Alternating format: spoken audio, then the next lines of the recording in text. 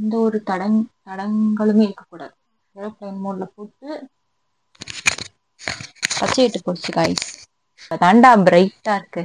நீங்க நினைக்கலாம் ஏதோ ஏதோ கோமாளி மாதிரி ஏதோ என்னவோ பண்ணிட்டு இருக்கானம்மா அப்படின்னு, ஜோக்கர் மாதிரி அப்படின்னு. உண்மையிலே ஜோக்கர் தான்.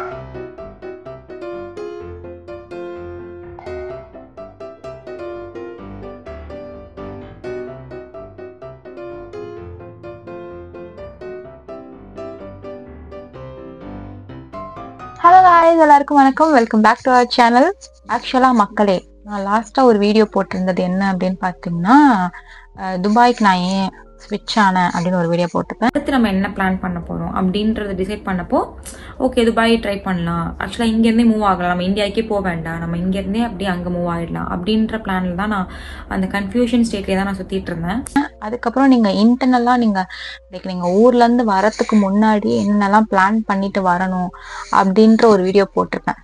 ஸோ அந்த வீடியோவில் நான் சொல்லியிருப்பேன், துபாய்க்கு வந்ததுக்கு அப்புறம் நீங்க என்னென்னலாம் பண்ணணும்ன்றத நான் பார்ட் 2ல சொல்றேன் அப்படின்ட்டு நான் போனவ தான். ஒரு 7 மாசம் கழிச்சு மறுபடியும் வந்திருக்கேன். மறுபடியும் அந்த 7 மாசம் கழிச்சு அந்த கண்டினியூட்டியை ஆரம்பிக்க போறேன். ஆக்சுவலா பாத்தீங்கன்னா மக்களே, நான் வேணும்னு எதுவுமே பண்ணல. நான் ஒரு மாதிரி நினைச்சேன், ஓகே எனக்கு எல்லாமே நான் ரொம்ப சீக்ரெட்டிவா வச்சிருந்தேன். சரி சீக்ரெட்டா வச்சிருந்தேன். நான் எந்த கண்ட்ரிக்கு ஸ்விட்ச் ஆகுறேன், ஏன் ஸ்விட்ச் ஆகுறேன். நிறைய பேர் என்னோட இன்ஸ்டால நீங்க ஏன் துபாய் போனீங்க அப்படின்ற கொஸ்டின் நிறைய பேர் கேட்டாங்க. ஸோ நான் நினைச்சேன், ஓகே நம்ம எல்லாமே செட் பண்ணியாச்சு, இதுக்கப்புறம் நம்ம ரிவீல் பண்ணிடலாம், ப்ளஸ் நம்ம ஹெல்ப் பண்ணலாம் மற்றவங்களுக்கும் அப்படின்னு ஒரு நல்ல எண்ணத்துல நான் நினைச்சேன். ஆனா அங்கதான் ஒரு ட்விஸ்ட். என்னன்னு பாத்தீங்கன்னா, கதை இன்னும் முடியல, இதுக்கப்புறம் தான் ஆரம்பிக்குதுன்னு ஆரம்பிச்சு ஓடி இந்த 7 மாசம் அப்படியே ஸ்வைன் போயிடுச்சு. நான் அக்டோபர் 2 or 3 வந்தேன். லைக் அக்டோபர் 3 இங்க லேண்ட் ஆனேன். அடுத்த அக்டோபரே வரப்போகுது. இப்ப அடுத்த அக்டோபர் வந்தா ஒரு வருஷம் கழிச்சுதான் இப்ப நான் ஊருக்கே திருப்பி வர முடியும். ஊரா கைஸ், இது எல்லாத்துலயும் ஸ்கேம் பண்றானுங்க. ஒரு எப்படி சொல்றது, ஒரு கடையில போய் ஒரு பொருள் வாங்குறதுல இருந்து, விசா போடுறதுல இருந்து, ஒர்க்ல இருந்து, ஒரு வீடு ரெண்ட்டுக்கு எடுத்து போறதுல இருந்து எல்லாத்துலயும் ஸ்கேம் பண்றாங்க. மாப்ள இவன் தான் எங்கேயோ செமத்தியா வாங்கியிருக்கான், இங்க வேற எவனோ வாங்கின மாதிரி அவுத்துறான் பாத்தியா. அதுக்காக ஊர் இப்படி மோசமா இருக்கு அப்படி நான் சொல்ல மாட்டேன். நீங்க உங்களோட கெரியரை டெவலப் பண்ணணும், உங்களோட ஃபியூச்சர் செட் பண்ணணும்னா தாராளமா நீங்க துபாய்க்கு வரலாம். பட் அதுக்கு முன்னாடி என்னைய மாதிரி கூமுட்டையா கண்மூடித்தனமா நம்பாம, இவ்வளோ விஷயங்களும் இருக்கு, இது எல்லாருக்குமே நடக்கும், கண்டிப்பா உங்களுக்கு நடக்கும். ஸோ இதெல்லாமே தாண்டிட்டு அந்த டேஸ்லாம் கொஞ்சம் தாண்டிட்டோம்னா கொஞ்சம் அப்படியே செட்டில் ஆயிடும். ஸோ என்னோட லாஸ்ட் வீடியோவில் பார்த்தீங்க அப்படின்னா நீங்க ஊர்ல இருந்தே வரத்துக்கு முன்னாடி எவ்வளோ ஃபினான்ஷியலி செட் பண்ணணும், லைக் எந்த மாதிரி பிளான் பண்ணலாம், மென்டலி எப்படி நீங்க ப்ரிப்பேர் ஆகணும், அந்த மாதிரிலாம் நான் சொல்லியிருப்பேன். ஸோ இங்க நீங்க ஸ்விட்ச் ஆனதுக்கு அப்புறம் என்னெல்லாம் பண்ணலாம் அப்படின்றத பத்தி தான் இந்த வீடியோ. ஓகே கைஸ், இப்போ என்னன்னு பாத்தீங்கன்னா, இப்போ நீங்க துபாய்க்கு வந்துட்டீங்க. துபாய்க்கு வந்துட்டு எப்படி நிறைய பேர் என்னோட இன்ஸ்டால அக்கா ஜாப் ரெஃபர் பண்ணுங்க, ஏதாவது சாஃப்ட்வேர் இன்ஜினியருக்கு அங்க வேலை இருக்கா, இந்த ப்ரொஃபஷனுக்கு வேலை இருக்கா, அந்த ப்ரொஃபஷனுக்கு வேலை இருக்கா, அந்த மாதிரி கேட்குறாங்க. ஒரு சேட் ட்ரூத் அப்படின்னு பாத்தீங்கன்னா, ஒரு 45% இல்லை 50-50 வச்சுக்கலாம். 50% நீங்க ஒரு சைட்ல போய் வேலை தேடி கிடைக்குது அப்படின்னா, ஒரு 50% ரெஃபரன்ஸ் மூலமா மட்டும் தான் கிடைக்கும். இப்போ அந்த ரெஃபரன்ஸ்லயுமே நிறைய பேர் நீங்க ரெஃபர் பண்ணுங்க, ஸோ நீங்க ரெஃபர் பண்ணீங்கன்னா உங்களுக்கு வேலை கிடைக்கும்ல. அதுலயும் ஒரு சிக்கல் இருக்கு. என்னன்னு பாத்தீங்கன்னா, நீங்க யாரையுமே அவ்வளோ சீக்கிரத்துல ரெஃபர் பண்ண முடியாது. இப்ப நான் என்னோட மேனேஜருக்கோ இல்ல ஒரு மேனேஜரோட ஹை பொசிஷன்ல இருக்கிறவங்களுக்கும் நான் ரொம்ப க்ளோஸா, ரொம்பனா அப்படியே தோஸ்த் கணக்குல நான் க்ளோஸ் ஆயிருந்தா மட்டும்தான் ஒரு ஆளை ரெஃபரே பண்ண முடியும். ஏன்னா ஒவ்வொரு கண்ட்ரிலையும் ஒவ்வொரு மாதிரியான லீகல் ஃபார்ம்ஸ் யூஸ் பண்ணுவாங்க. இப்போ நான் ஒருத்தர் ரெஃபர் பண்ணி அவரை விசா போட்டு, ஏன்னா விசா இங்க பேசிக் விசா லைக் 7500 dirhams அந்த மாதிரி தான் ஸ்டார்டிங்னு சொல்லுவாங்க. ஸோ என்னை நம்பி ஒருத்தவங்க மேல 7500 பே பண்ணி விசா போட்டு, அது மட்டும் இல்லை அடிஷனலாகவே இருக்கும், லைக் அவங்க ஏதாவது ஃபார்ம் ஃபில் பண்றது பிளா பிளா பிளா.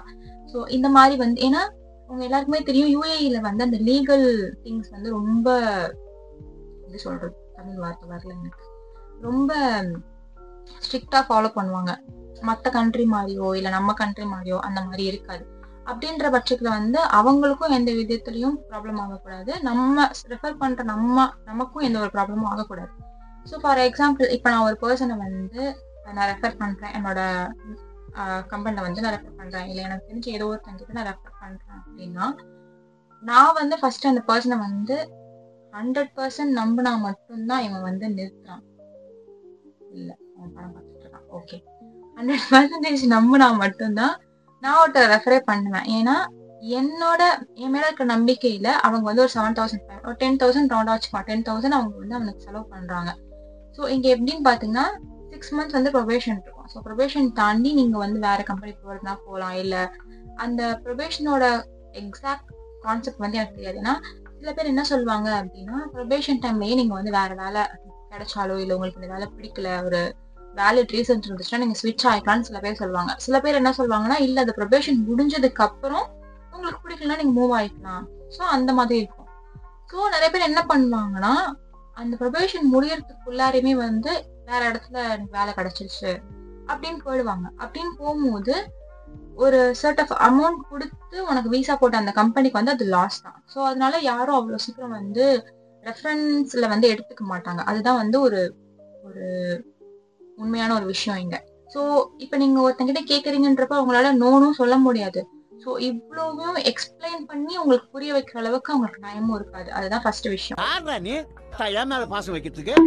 ஸோ மேஜரா காமனா யூஸ் பண்ற ஆப்ஸ் பாத்தீங்கன்னா டூடிசல், பயோட், இண்டீட் ஏஇ, அப்புறம் கல்ஃப் டேலண்ட், அப்புறம் லிங்க்டின். மெயினா வந்து இங்க லிங்க்டின்ல வந்து எல்லா கம்பெனிலுமே எல்லாருமே ஆக்டிவா இருப்பாங்க. ஸோ மேக்ஸிமம் நீங்க வந்து லிங்க்டின்ல போய் கனெக்ஷன் எடுத்துட்டீங்கன்னா மேபி அவங்க ரெஃபர் பண்றதுக்கு வாய்ப்பு இருக்கு. ரெஃபர் அப்படின்றத தாண்டி அட்லீஸ்ட் நீங்க இங்க ஊர்ல இருக்கீங்க, யுஏஇல இருக்கீங்க அப்படின்னா அவங்க ஏதாவது ஒரு வேகன்சி வரும்போது உங்களை மைண்டுக்கு வச்சு மேபி ரெஃபர் பண்ண முடியலாலும் அட்லீஸ்ட் அந்த வேகன்சி இருக்கு அப்படின்னு சஜஸ்ட் பண்றதுக்காவது ஒரு பர்சன்ஸ் வந்து இருப்பாங்க. இன்னொரு விஷயம் வந்து நிறைய பேர் வந்து இந்தியால இருந்துட்டு எனக்கு வந்து வேலை எப்படி தேடணும்னு சொல்லுங்க, அது வந்து இங்க வேலைக்கே ஆகாத ஒரு விஷயம். லைக் ஒரு கம்பெனி ஆரம்பிக்கிறாங்க, அவங்களுக்கு நிறைய டைம் இருக்கு ஆள் எடுக்கிறதுக்குன்ற பட்சத்துல இந்தியால நீங்க அப்ளை பண்றீங்கன்னா உங்களுக்கு விசா போட்டு அவங்க வந்து கூப்பிடுறதுக்கு வாய்ப்பு இருக்கு.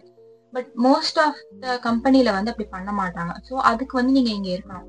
நிறைய பேர் வந்து என்கிட்ட கேட்கும்போது நான் இந்தியால இருக்கேன், ஸோ இங்க இருந்து நான் எப்படி அப்ளை பண்றது, இந்தியால இருந்து நீங்க இங்க அப்ளை பண்றீங்கன்னா அதுவும் வெறும் ஒரு 5% தான். ஏன்னா நீங்க அப்ளை பண்ற அந்த பொசிஷனுக்கு வந்து 1000கணக்கான பேர் வந்து அப்ளை பண்ணிட்டு இருப்பாங்க. ஸோ கம்பெனி யாருக்கு ப்ரிஃபரன்ஸ் கொடுப்பாங்க அப்படின்னா, இங்க இப்ப கூப்பிட்ட உடனே இமீடியட்டா ஜாயின் பண்ணுங்க அப்படின்னு சொன்ன உடனே யாரு ஜாயின் பண்றாங்களோ அவங்களுக்கு தான் அந்த ப்ரிஃபரன்ஸே கொடுப்பாங்க. அப்ப நீங்க இந்தியால இருந்துட்டு நான் இங்க வரேன் அப்படின்றதுல வந்து வாய்ப்பே இல்லாத விஷயம். ஸோ நீங்க இந்தியால இருந்துட்டு நீங்க யுஏஇ வரதுக்கு ட்ரை பண்றீங்க அப்படின்றத வந்து செகண்டரி ஆப்ஷனா வச்சுக்கோங்க. ஏன்னா அது எல்லாருக்குமே அது பாசிபிளா இருக்காது. ஸோ அதே மாதிரி இங்க நிறைய ரெஸ்யூம்ஸ் வந்து ATS ஃப்ரெண்ட்லி அப்படின்னு சொல்லுவாங்க. அதுவும் நீங்க சர்ச் பண்ணிட்டே இருந்தீங்கன்னா நிறைய பேர் வந்து சொல்லியிருப்பாங்க. ஸோ ATS ஃப்ரெண்ட்லி என்ன அப்படின்னு பாத்தீங்கன்னா ஆட்டோமேட்டிக் ட்ராக்கிங் சிஸ்டம் நினைக்கிறேன். எனக்கு தெளிவா எனக்கு தெரியல, ATSோட ஃபுல் ஃபார்ம் வந்து எனக்கு தெரியல. இங்க வந்து யாரும் உங்க ரெஸ்யூமை வந்து மேனுவலா செக் பண்ணி ஓகே நம்ம இவங்கள ஃபாலோ பண்ணலாம் அப்படின்னு இருக்க மாட்டாங்க. அந்த ATS அப்படின்ற லைக் ஒரு ஆப்பா ஏன்னு எனக்கு தெரியல. ஸோ அதுல சப்மிட் பண்ணிடுவாங்க.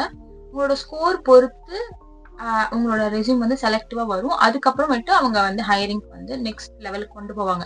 நிறைய டெம்ப்ளேட்ஸ் வந்து கேன்வாலேயே இருக்கு. ஸோ கேன்வால இருக்கு, என்ஹான்ஸ் சிவின்னு ஒரு சைட் இருக்கு. ஸோ நீங்க அங்கெல்லாம் வந்து உங்களோட ரெஸ்யூம் வந்து ATS ஃப்ரெண்ட்லியா வந்து நீங்க வச்சுக்கோங்க. ஸோ உங்க ரெஸ்யூம்ல வந்து என்னென்ன திங்ஸ்லாம் இருக்கணும் அப்படின்னு பார்த்தீங்கன்னா, உங்களோட ஃபோட்டோ இருக்கோ இல்லையோ உங்களோட நேம், உங்களோட கான்டாக்ட் நம்பர் வந்து UAE கான்டாக்ட் நம்பரா இருக்கணும். அண்ட் வந்து நீங்க யுஏஇல எந்த இடத்துல இருக்கீங்க, லைக் நீங்க எந்த பிளேஸ்ல ஸ்டே பண்ணிருக்கீங்க, ஸோ அதை வந்து பிளேஸ் பண்ணி பார்த்துக்கோங்க. அண்ட் வந்து உங்களோட விசா ஸ்டேட்டஸ், லைக் நீங்க விசிட் விசால இருக்கீங்க அப்படின்னா உங்களுக்கு விசா ஸ்டேட்டஸ் லைக் இன்னும் எவ்வளோ டேஸ் இருக்கு அப்படின்றதையும் மென்ஷன் பண்றது வந்து பெட்டர்.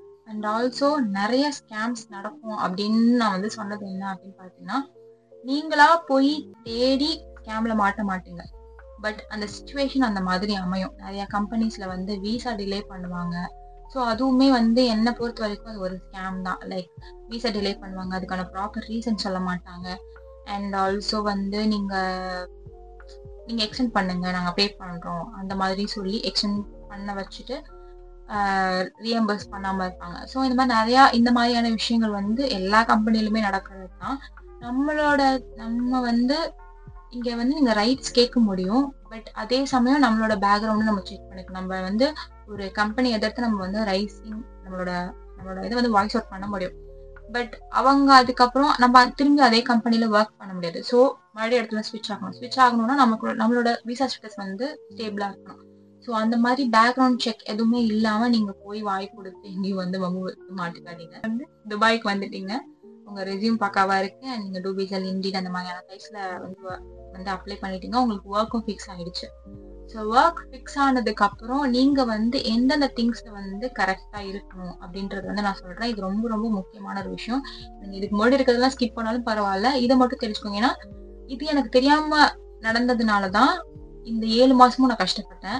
7 மாசமும் கஷ்டப்படல, நான் இங்கே வந்து லாக் ஆகி எனக்கு மறுபடியும் இன்னொரு ஜாப் செட் ஆகி எனக்கு அதை செட் பண்ணுறதுக்கு ஒரு 7 months ஆயிடுச்சு.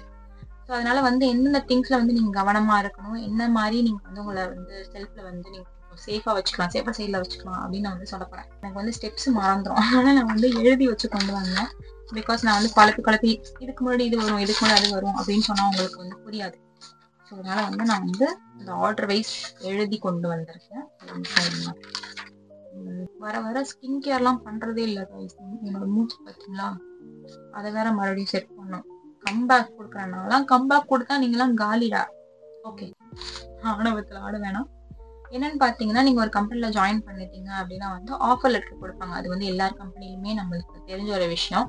லைக் ஆஃபர் லெட்டர் வந்து உங்களுக்கு கம்பெனியில் வந்து கம்பெனியோட ப்ராப்பர் வெப்சைட், அவங்களோட சீல், அவங்களோட சிக்னேச்சர் எல்லாமே போட்டு உங்களோட ஆஃபர் லெட்டர்லேயே வந்து தெளிவாக கொடுத்துருப்பாங்க. நீங்கள் உங்களோட நேம் எது, நீங்கள் இந்த ரோலுக்கு அப்ளை பண்ணியிருக்கீங்க, ஸோ இந்த டேட்லேருந்து நீங்கள் ஜாயின் பண்ணுறீங்க. ஏன்னா நீங்கள் எந்த டேட்டில் ஜாயின் பண்ணுறாங்கன்னு மென்ஷன் பண்ணியிருந்தா தான் ஸோ அந்த டேட்லேருந்து உங்களோட 6 months வந்து ப்ரொபேஷன் டைம் வந்து கவுண்ட் ஆகும். ஸோ நீங்கள் வந்து எந்த டேட்லேருந்து ஜாயின் பண்ணியிருக்கீங்க, என்னென்ன ஆஃபீஸ் ரூல்ஸ்லாம் இருக்குது, நீங்கள் மண்டே டு ஃப்ரைடே உங்களுக்கு ஒர்க் இருக்கா, மண்டே டு சாட்டர்டே உங்களுக்கு ஒர்க் இருக்கா, எத்தனை ஹவர்ஸ் ஒர்க் இருக்குது, எக்ஸ்ட்ரா ஹவர்ஸ் ஒர்க் பண்ணால் உங்களுக்கு எக்ஸ்ட்ரா பே இருக்குமா இருக்காதா, ஸோ எல்லாமே டீட்டெயில்டாக இருக்கான்னு பார்த்துக்கோங்க. அண்ட் மேக் ஷுர் நீங்கள் எல்லாத்தையுமே வந்து டாக்குமெண்ட் பண்ணி வச்சுக்கிறது ரொம்ப நல்லது. அங்கே வந்து ஆஃபர் லெட்டர் கொடுத்து நீங்கள் சைன் பண்ணி கொடுங்கன்னு சொன்னாலும் நீங்கள் எனக்கு ஒரு ஜெராக்ஸ் கொடுத்துருங்க அப்படின்னு உங்களோட சேஃப் சைடுக்கு நீங்கள் வாங்கி வைக்கிறது ரொம்ப ரொம்ப முக்கியமான ஒரு விஷயம். ஓகே, ஸோ எம்ப்ளாயருக்கும் எம்ப்ளாய்க்கும் உள்ள ஒரு மியூச்சுவல் பாண்ட் தான் அந்த ஆஃபர் லெட்டர். பட் அது வந்து ஃபுல்லி ஃபிக்ஸ்ட் ஆகலை. அவங்களுக்கு நான் ஆஃபர் கொடுத்தேன், ஸோ நான் இப்போ ரிஜெக்ட் பண்ணிக்கிறேன் அப்படின்னு சொல்றதுக்கும் வாய்ப்பு இருக்கு. மேக்ஸிமம் இப்படி சொல்ல மாட்டாங்க, பட் சில பேர் இருப்பாங்க. ஸோ அதனால வந்து அது வந்து உங்களுக்கும் எம்ப்ளாயருக்கும் உள்ள மியூச்சுவல் அண்டர்ஸ்டாண்டிங். பட் அது லீகலா வந்து போகுமான்னு கேட்டா இல்ல. நீங்க கம்ப்ளைண்டே ரைஸ் பண்றதுனாலும் எனக்கு வேலை கொடுக்குறேன்னு சொன்னாங்க அப்படின்னு தான் இருக்கும். பட் அது எனக்கு எவ்வளவு தூரம் போகும்னு எனக்கு தெரியல. ஸோ இந்த இது முடிஞ்ச உடனே வந்து நீங்க உங்களோட லேபர் கான்ட்ராக்டுக்கு வந்து புஷ் பண்ண ஸ்டார்ட் பண்ணுங்க. ஸோ இங்கே வந்து லேபர் கான்ட்ராக்ட் எப்படி இருக்கும், நான் வந்து அந்த என்னென்னலாம் நான் சொல்கிறேனோ அதெல்லாம் உங்களுக்கு ரெஃபரன்ஸாக எனக்கு வந்து சைடில் பிக்சர்ஸ் இங்கே வந்து நான் ஆட் பண்ணுறேன். ஸோ மேபி உங்களுக்கு பார்க்கும்போது வந்து ஈஸியாக இருக்கும். இல்லைனா நீங்கள் கூகுள்லேயே கூட சர்ச் பண்ணி பார்க்கலாம் எப்படி இருக்கும், பார்க்கறதுக்கு மாடல் எப்படி இருக்கும் அப்படின்னு நீங்கள் பார்த்துக்கலாம். ஸோ செகண்ட் வந்து லேபர் கான்ட்ராக்டுக்கு வந்து நீங்கள் புஷ் பண்ணுங்கள். ஸோ நிறைய பேர் என்ன சொல்லுவாங்கன்னா, உங்களுக்கு நாங்கள் ஆஃபர் லெட்டர்லாம் கொடுத்துட்டோம், உங்களுக்கு வேலை கன்ஃபார்ம், வீசாலாம் மாற்றி கொடுத்துருவோம், உங்களோட லேபர் கான்ட்ராக்ட் வந்து நீங்க சைன் பண்ணி அவங்க அதுக்கப்புறம் தான் அவங்க ஒர்க் பர்மிட்டே அவங்க வந்து அப்ளை பண்ண முடியும். அதுக்கப்புறமேட்டு தான் அவங்களோட வீசா வந்து அவங்களோட ஒர்க் வீசா வந்து சேஞ்ச் பண்ண முடியும்.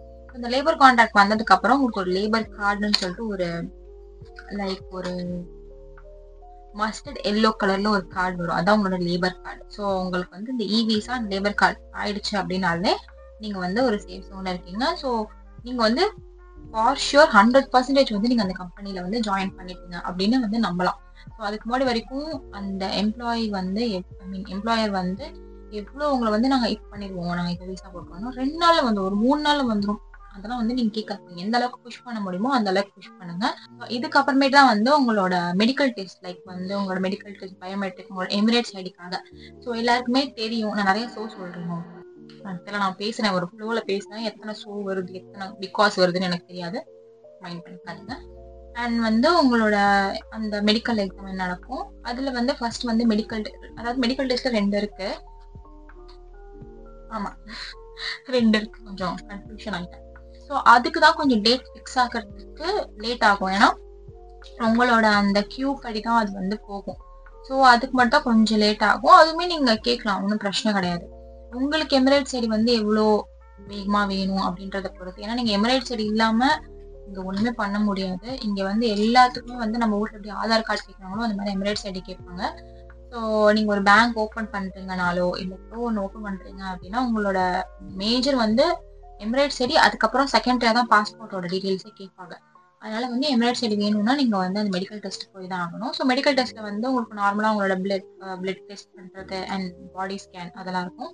ஸோ அது முடிஞ்சு அடுத்த ஒரு 2 to 3 days இல்லை ஒரு 1 week அப்புறம் பயோமெட்ரிக் ஷெட்யூல் பண்ணுவாங்க.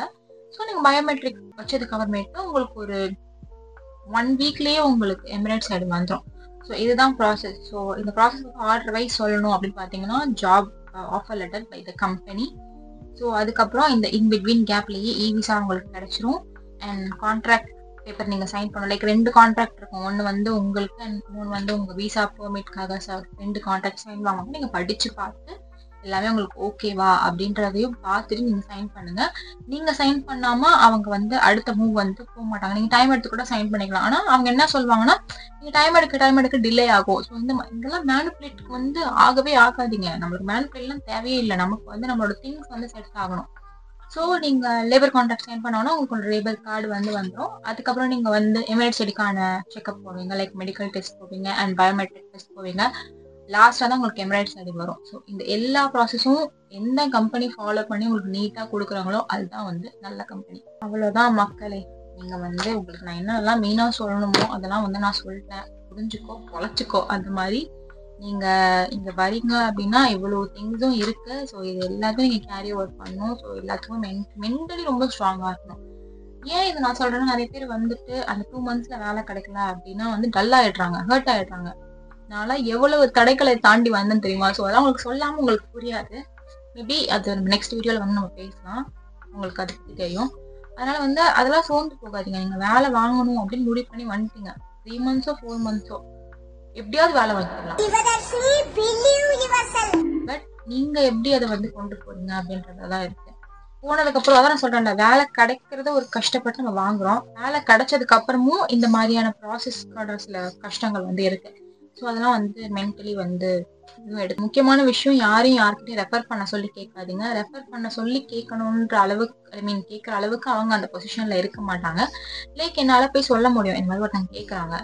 ஸோ அவங்க ஒரே வாரத்தில் எப்படி பிடிச்சிருக்காங்க, ஓகே வில் சி, அவ்வளோதான் முடிச்சுடுவாங்க. அதை தாண்டி என்னால் போய் புஷ் பண்ண முடியாது. ப்ளஸ் வந்து யாரும் அவ்வளோ சீக்கிரம் இங்கே நம்ப மாட்டாங்க.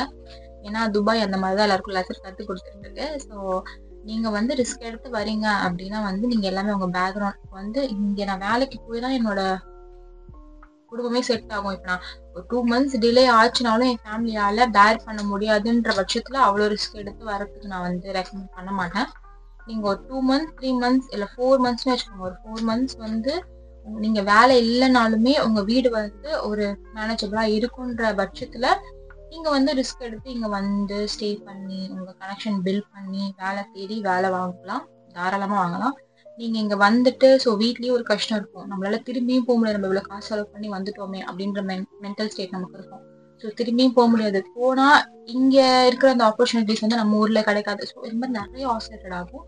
ஸோ அதெல்லாம் தாண்டி வரணும் அப்படின்னா அதோட மென்டல் ஸ்டேட் வந்து நீங்கள் தான் வந்து ஃபிக்ஸ் ஆகணும். இதை வந்து நான் அப்போவே அந்த டைம்ல வந்து நான் சொல்ல நினைச்சேன். பட் எனக்கு இவ்வளோ ப்ராப்ளம் ஆகும், நான் இவ்வளோ அளவுக்கு கொஞ்சம் செட் ஆகிறதுக்கு எனக்கு டைம் ஆகும், இவ்வளோ ப்ராசஸ் இருக்குன்றதை நான் ப்ராப்பராக அப்போ வந்து கற்றுக்கல. ஸோ அதனால எனக்கு இவ்வளோ டிலே ஆயிடுச்சு. ஸோ எல்லாருக்கும் செட் பண்ணியாச்சு. இதுக்கு மேலே டிலே ஆகும். ஏன்னா நிறைய பேர் வந்து அந்த வீடியோ பார்த்துட்டு இந்த கேட்டுகிட்டே இருந்தாங்க, லைக் இதோட கண்டினியூஷன் எப்போ வரும். ஸோ அதுக்காக தான் இந்த நான் மெயினாக ஃபஸ்ட்டே இந்த வீடியோ தான் நம்ம போடணும் அப்படின்னு சொல்லிட்டு நான் வந்து போட்டேன். அவ்வளோதான். இதுக்கப்புறம் எனக்கு என்ன கண்டென்ட் இருக்குன்னு எனக்கு தெரியாது. இதுக்கப்புறம் என்ன கண்டென்ட் வருதோ அதை நீங்கள் பார்த்து தான் ஆகணும். ஸோ நம்ம வந்து கடமை தவறக்கூடாது, நம்ம வர வந்து சொல்லிட்டோம் அப்படின்னு வாய் விட்டுட்டேன், அதை கம்ப்ளீட் பண்ணணும் அப்படின்னு வந்து ஒரு குறிக்கோளோட மஞ்சு சொக்கெல்லாம் போட்டு மங்களகரமாக வந்தேன். ஸோ உங்கள் எல்லாருக்கும் அந்த வீடியோ வந்து புரிஞ்சிருக்கும்னு நினைக்கிறேன். நெக்ஸ்ட் வீடியோவில் உங்களை சந்திக்கிறேன். பாய் பாய்.